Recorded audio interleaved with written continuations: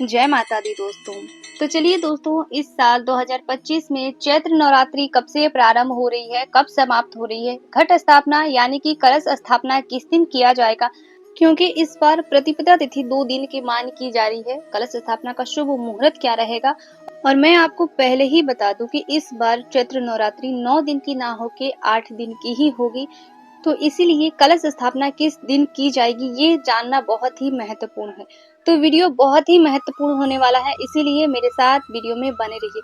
नमस्कार दोस्तों, मैं गनिका सिंह स्वागत करती हूँ आप सभी का आपके अपने चैनल गनिकाज में। कैसे हैं आप सब, ये बताने के लिए हमेशा की तरह कमेंट बॉक्स में जय माता दी जरूर लिखें।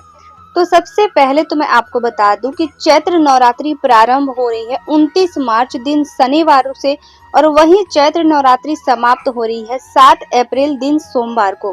प्रतिपदा तिथि प्रारंभ हो रही है 29 मार्च दिन शनिवार संध्या के समय 4:27 पर, और वहीं प्रतिपदा तिथि समाप्त हो रही है 30 मार्च दिन रविवार को दोपहर में 12:49 पर।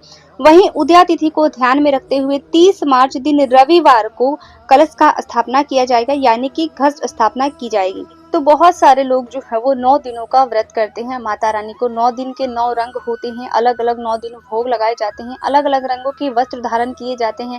इसी तरीके से माता रानी को हम मनाते हैं, रिझाते हैं।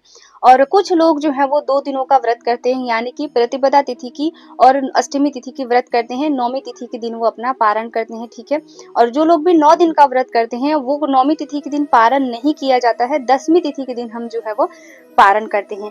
तो माता को बुलाने से पहले कुछ बातों का हमें ध्यान रखना चाहिए। चाहे हम 2 दिनों का व्रत करें फिर भी, चाहे हम 9 दिनों का व्रत करें फिर भी, या हम सिर्फ अखंड दीपक जलाते हैं तो भी हमें कुछ बातों का ध्यान रखना चाहिए।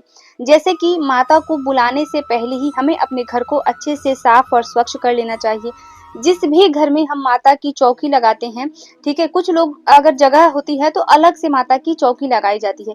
तो अगर हम अलग से चौकी लगाते हैं और जहाँ पर चौकी हमें लगानी है उस जगह को नवरात्रि से पहले ही हमें अच्छे से साफ सफाई वहां पे कर देनी चाहिए। और कलश स्थापना के दिन या कलश स्थापना से पहले ही एक दिन वहां पर अच्छे से गंगा जल का छिड़काव करते हुए सारी सामग्री हमें एकत्रित कर लेनी चाहिए। इसके बाद हमें अपनी कलश की स्थापना करनी चाहिए। माता रानी को बुलाने से पहले हमें अपने मंदिर घर को भी अच्छे से साफ और स्वच्छ कर लेना चाहिए।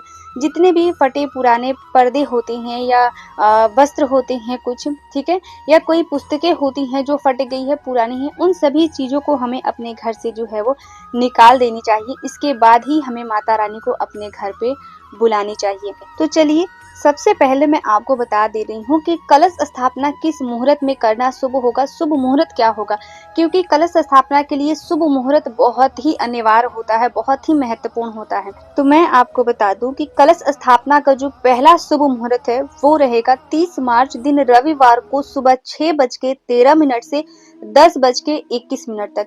ये जो है ये शुभ मुहूर्त है, ये सुबह के समय में, इसी मुहूर्त पे हमें अपने कलश को स्थापना करना है। और दूसरा जो शुभ मुहूर्त है यानी कि अभिजीत मुहूर्त जो है वो है दोपहर 12 बजे से 12:50 तक, ठीक है, 30 मार्च दिन रविवार को ही। तो ये दो शुभ मुहूर्त हमें प्राप्त हो रहे हैं कलश स्थापना के लिए। और शुभ मुहूर्त बहुत ही अनिवार्य है, बहुत ही महत्वपूर्ण है, ठीक है। किसी भी कार्य को करने के लिए अगर हम शुभ मुहूर्त से प्रारंभ करते हैं तो वो कार्य हमारा सफल ही होता है। तो इसीलिए शुभ मुहूर्त का हमें विशेष ध्यान रखना है। इसीलिए मैंने आप सभी को बताया कि पहले ही सारा सामग्री जितने भी है आप लोग एकत्रित करके रख लें, जो लोग भी कलश की स्थापना करना चाहते हैं, ठीक है। तो आज के लिए इतना ही था, ठीक है। आगे मैं और भी वीडियो आप लोगों के लिए लेके आऊंगी, तो चैनल से आप लोग जुड़े रहिए। और वीडियो अगर हेल्पफुल होता है तो एक लाइक जरूर कीजिए, साथ ही में चैनल को सब्सक्राइब भी कर लीजिए और कमेंट बॉक्स में जय माता दी जरूर लिखें।